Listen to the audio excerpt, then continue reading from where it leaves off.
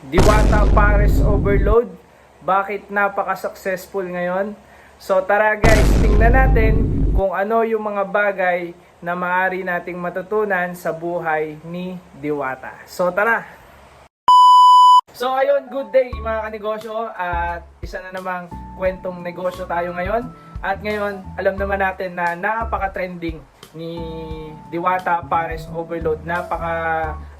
Sikat na sikat siya ngayon. Yung kanyang negosyo talagang, kung makikita natin sa social media, talagang dinadayo. At even ako ay namamangha talaga sa kung ano yung narating na ngayon, knowing yung kanyang mga pinagdaanan sa buhay. So ngayon, marami tayong maaring matutunan kay Diwata. At samahan nyo ako guys, mga kanegosyo, para isa-isayin natin yung mga bagay na maaari nating matutunan kay Diwata. Okay, so tara. So number one, isang na-observe ko talaga kay Diwata kung bakit, siguro, yun yung isang reason din kung bakit minamahal siya ng mga tao, mapamatanda, yung mga bagong generation, mga kaedaran, mga 20 plus, pati mga matatanda, minamahal si Diwata. So kahit sa panig ng Pilipinas, ang dami niyang mga fans na humahanga talaga sa kanya. Siguro, ito yung isang na-observe ko sa kanya. Number one na matututunan natin sa buhay niya is yung authenticity. Ayan. So ano nga ba uli yung authenticity? So ang authenticity ay yung being true or being yourself. Okay? Yung pagiging totoo sa sarili, yun yung authenticity. Ibig sabihin, what you see is what you get. So yun yung mapapansin nyo kay Diwata. Kung yung kanyang attitude, yung kanyang ugali, ano talaga siya, authentic talaga siya. Hindi mo makikitaan ng kaplastikan, hindi mo makikitaan ng yung attitude na parang ano lang, nambobola lang o nampaplastic lang. Hindi siya ganoon. Palabiro siya, yes. Pero kung mapapansin nyo, totoo siya magsalita. So kaya din siguro kaya ako hinahangaan si Diwata kasi kung paano siya magsalita, totoo talaga siya. Marunong siyang magbiro, marunong siyang magpasaya ng tao, marunong siya makisama sa tao, at kapag nagsasalita siya, talagang totoo siya kung magsalita. Yung may mga issues na naidikit sa kanya, yung mga panahon na nakiklearing siya. So kung mapapansin nyo kung paano siya magsalita, talagang totoo siya. Hindi siya yung nagkukunwari. So yun yung isang bagay na napaka-importante na matutunan natin, na maganda ma-develop din natin sa ating sarili. Yung pagiging authentic. Kasi at the end of the day, wala ka namang ibang niloko kundi sarili mo pag di ka naging authentic. So napakahalaga nun yung being authentic, at doon tayo mamahalin ng tao pag tayo ay authentic sa ating sarili. Pangalawang bagay, so punta na tayo dun sa next. Pangalawang bagay na maaari nating matutunan sa buhay ni Diwata ay isang na-observe ko doon, yung past becomes lessons, and we need to move on for the future. So kung mapapansin nyo, kay Diwata, may mga kwento siya na nababanggit niya din sa mga interview sa kanya, mga nangyari sa kanya previously na mga hindi inaasahang pangyayari sa buhay. Nakulong siya, nabugbog, nakasuhan, na-clearing sa una niyang pwesto, na-clearing po siya doon. Pero ngayon mas maganda yung naging pwesto niya. So may mga, at bukod diyan, hindi pa natin alam, marami pang mga kwento ang mga naranasan ni Diwata, marami pang experience na naranasan niya. At isa sa nakita ko, yung nagbo-vlog siya, nagbabasura siya, namumulot siya ng kalakal, mga bote, yung pwede ibenta sa junk shop, namumulot siya noon, binablog niya na. So may napanood akong ganung video. Imagine yung pinagdaanan niya sa buhay niya. Ibig sabihin, na-experience niya din yung rock bottom ng buhay niya. So, pero hindi yun naging dahilan para huminto siya na magsikap at mag-goal na umasenso yung kanyang buhay. And until now, lagi niyong maririnig sa kanyang mga salita sa panonood niyo sa social media niya, na patuloy pa rin siya na nagtatrabaho, nagsisipag, kasi gusto niyang umangat sa buhay. Gusto niyang umasenso sa buhay. So yun yung isang hahangaan din natin kay Diwata. Kahit na hindi maganda ang mga na-experience niya before, ay nagpapatuloy pa rin siya. Kasi may nilulook forward siyang magandang future para sa sarili niya. At doon magsisimula yung pag-asenso natin. Pag nakikita mo sa sarili mo na balang araw ay aasenso ka, na balang araw ay mag-i-improve yung quality ng buhay mo. At yung mga previous na nangyari sa kanya, alam niya na nangyari yon, at tinitingnan niya yon na lesson, natuto siya doon sa mga bagay na yon para mas ma-improve yung sarili niya. So, hindi niya kinakalimutan yon, hindi niya itinatanggi yon, pero yung mga nangyari na yon ay naging lesson na lang sa kanya. So, hindi na yun nakakaapekto sa kanya, sa kanyang present, para hindi siya magsipag, para hindi siya magpatuloy ng pagkilos para sa pag-asenso ng buhay niya.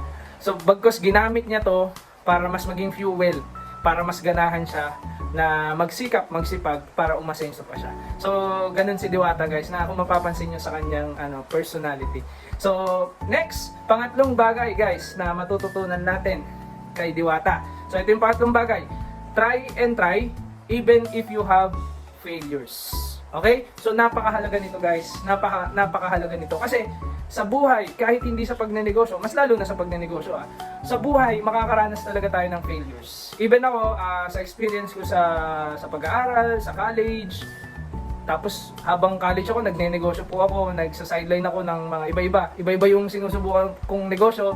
Nung ako ay nakagraduate na, nagtry uli ako ng pagnenegosyo. Habang nagtatrabaho ko ngayon, nagtatry po ako to build the business.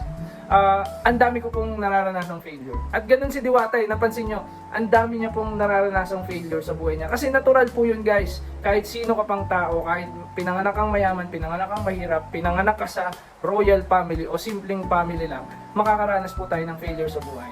Pero, ang maganda doon, sa bawat failure na yan, matututo tayo. Pero kapag hindi mo sinubukan, sa una pa lang, natakot ka na, nagkaroon ka na ng fear, hindi mo may experience. Hindi mo rin malalaman. Kasi pag sinubukan mo, dun mo siya mas maiintindihan, mas mauunawaan. So pag nag-fail ka, edi okay lang. Natuto ka naman, first attempt in learning. So fail. Pero kapag di mo sinubukan, di mo may experience yun. So kaya importante po na dapat meron tayong characteristic na sinusubukan natin. Siyempre, bago tayo sumubok, pinaplano naman po yan, pinag-iisipan po. Lahat naman po kailangan pinag-iisipan po natin, sinusubukan nating i-plano as the best as possible plan bago natin i-try. So, pero kapag puro plano lang at hindi mo siya tinry, hindi mo siya in-execute, wala pong mangyayari doon. So, idea lang po siya. Hindi po siya magmamaterialize kapag di natin sinubukan. So, sa buhay, lalong-lalo na sa pagnenegosyo din, we need to try our best. Try and try, even if we have failures, sumubok pa rin po tayo. Kung nagkamali, okay lang, may natutunan, i-note mo yung natutunan mo doon kasi napaka-valuable experience doon. Napaka-valuable na wisdom yung makukuha mo doon kapag nagkamali ka. Alam mo yung dapat iwasan. Kung nag-success ka naman, alam mo yung dapat gawin, di ba? So, yun po, napakahalaga that we need to try and try even if we experience failure sa buhay natin. Sa personal na buhay, even sa pagnenegosyo natin. At yun yung isang nakita ko kay Diwata. Talagang sumusubok siya. Isang story lang tungkol kay Diwata. Dati, nagsimula daw siya sa pagbebenta ng mga candy, sigarilyo, candy, yung mga nasa kalye, yung mga basic na nabibili. Tapos nagtry siya nagdagdag siya ng dagdag hanggang sa merong isang kaibigan niya at na-mention niya yung isang kaibigan na yon na mas matanda sa kanya, pero wala na po yun, namatay na po yun, ayon sa kwento ni Diwata. Tapos yun po yung nagturo sa kanya na magluto. So nagsubok sila ng pares at kalaunan naging pumatok yung pares na yon, nakilala siya, na vlog, mas marami pang dumayo ng mga tao sa kanya, nasubukan yung pares niya. At ngayon hanggang nandyan na siya ngayon, mas dinarayo pa siya. At kung mapapansin nyo, kung pares lang dati yung binibenta niya, ngayon may chicken na, may barbecue na, may liempo na, meron ng longganisa, may bulalo. So, continuous siyang sumusubok. Continuous siyang nagtatry, ine-execute niya yung mga ideas na meron siya. So, yun po, napakahalaga po na we need to try and try. Even if we experience failures, okay lang yan. As a kanegosyo, as a businessman, or aspiring business person, okay lang po na maka-experience tayo ng failures. At yan po ang isa sa mahalagang bagay na gagamitin natin para mas ma-improve pa yung ating mga sarili at even our business. Okay? So number 4 na bagay na matututunan natin kay Diwata. Number 4 is to mind our own business.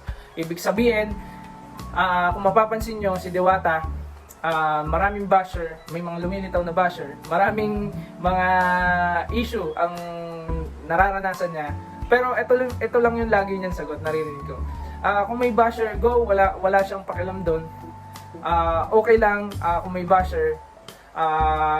At lagi niyang sinasabi na kasama naman yan sa buhay talaga. May experience nyo yan, may tutulig sa'yo, may hindi magandang sasabihin sa'yo.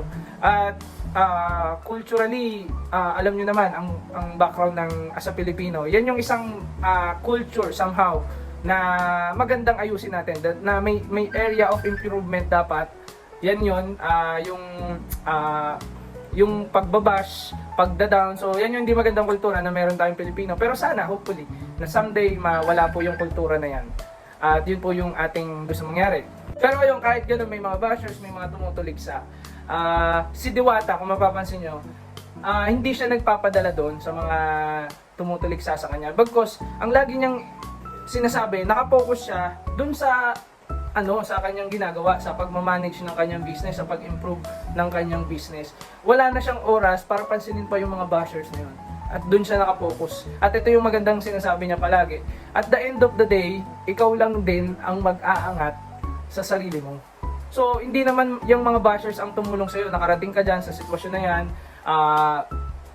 Na-workout mo yung business mo, napagsikapan mo yung business mo, nang walang tulong ng mga bashers na yun. At the end of the day, ikaw yung nagsisipag, ikaw yung nagsisikap para mapalago o ma-improve yung iyong kabuhayan. Kaya, huwag pansinin ang mga bashers, huwag pansinin yung mga naninira. So, focus ka lang sa iyong kabuhayan, sa iyong trabaho, sa iyong wino-workout na business kung saan ka mang area naroroon. Okay? So, next, number 5 na bagay na matututunan natin kay Diwata. Ito, so feedback is a gift. So kung mapapansin nyo, may mga bagay, may mga tao na nagsasabi kay Diwata tungkol sa kanyang mga produkto, may mga comments. So hindi yun hindi yun binabash, iba yung bash, iba yung naninira sa nagko-komento. So pag nagko-comment ka or nagsasabi ka dun sa tao, which is may concern yun. May concern yun to improve yung kanyang business, may concern yun na mas lumago yung tao na yun. So, yun yung tinatawag natin mga feedback. At nakita nyo, si Diwata, nakikinig siya sa feedback. So, yung mga feedback sa kanya ng mga customer niya, especially, syempre, ang pinagsusurban niya is yung kanyang mga customers. So, yung feedback ng kanyang mga customers ay pinapakinggan niya. At nakikita niya yung mga needs ng customers. So, kaya ngayon, yung kanyang nagpaplano siya, ma-improve yung kanyang business at ine-execute niya yun. At mapapansin naman natin, talagang progressive si Diwata. Kung mapapansin nyo, talaga naman na si Diwata ay nag-i-improve sa kanyang business. At syempre, doon yung nagsimula sa mga feedback, sa mga comments na pinapahalagahan niya. So, pinapahalagahan niya yung mga comments at feedbacks ng kanyang mga customers para mas mag-improve at mas mabigyan niya ng satisfaction yung kanyang mga customers. So napakahalaga po nun. Feedback is a gift. We need to understand that feedback is a gift. So kapag marunong tayo makinig sa feedback, marunong tayong pahalagahan ang ating mga feedback, especially yung mga feedback galing sa ating customers, ay mas lalago at mas aasenso pa ang ating mga negosyo. So mas magkakaroon ng satisfaction ang ating mga customers. So next, number 6. At ito na yung last guys, so medyo mahaba-haba. So number 6, syempre, nandyan yung continuous improvement. So ito, siguro kung nanonood ka kay Diwata, siguro hindi mo na masyadong kailangan ipaliwanag sa ito. Pero magbibigay na lang ako ng halimbawa. So yung unang punta ko kay Diwata guys, unang vlog ko kay Diwata, sa bangketa lang siya. So, sa bangketa lang si Diwata, wala siyang masyadong lutuan pa, ilan lang yung lutuan niya. Tapos, although marami na ring tao, meron siyang hindi pa ganun kaayos kumbaga yung sistema niya. Pero ngayon, kung mapapansin niyo sa bagong pwesto niya, mas organized na. May kusina na rin siya na pinagawa niya. So, merong prituhan, may lutuan ng pares, saka yung bulalo, tas may prituhan na area. So may sistema ng pila. So mas maganda na po yung sistema niya ngayon. Ibig sabihin, compare noon, so kasi pumunta ako diyan around December 2023. So ngayon ay April 2024 na po.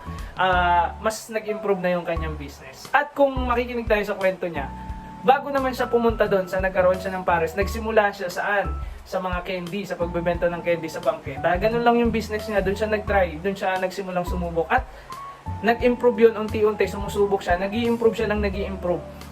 So, hanggang sa maabot niya na may parisan na siya at ngayon mas malaki na yung pwesto niyang parisan. At hindi na lang paris yung produkto niya, marami na rin siyang ino-offer na may bulalo na, may chicken na, inihaw, mga barbecue, may longganisa. So, imagine, from that situation, patuloy siyang nagtatry, patuloy niyang iniisip na mag-improve. Hindi siya tumitigil na mag-improve. And that is one very great characteristic ng isang negosyante. So, laging nasa isip mo na magkaroon ng continuous improvement. So, if sa personality man yan, o sa business system mo man yan, laging nandoon dapat ang continuous improvement. Kapag tayo ay patuloy na nag-i-improve, ibig sabihin, patuloy tayong umaasenso. So, yun yung ibig sabihin nun, guys. So, kaya mahalaga na mindful tayo about continuous improvement. Kahit saang area pa yan, kahit anong negosyo mo pa. So, continuous improvement is the key. So, para mas umasenso tayo. So, yun po yung 6 na bagay. Ulitin ko lang po. Number 1, authenticity. Number 2, past becomes lesson. Move on for the future. Number 3, try and try even if you have failures.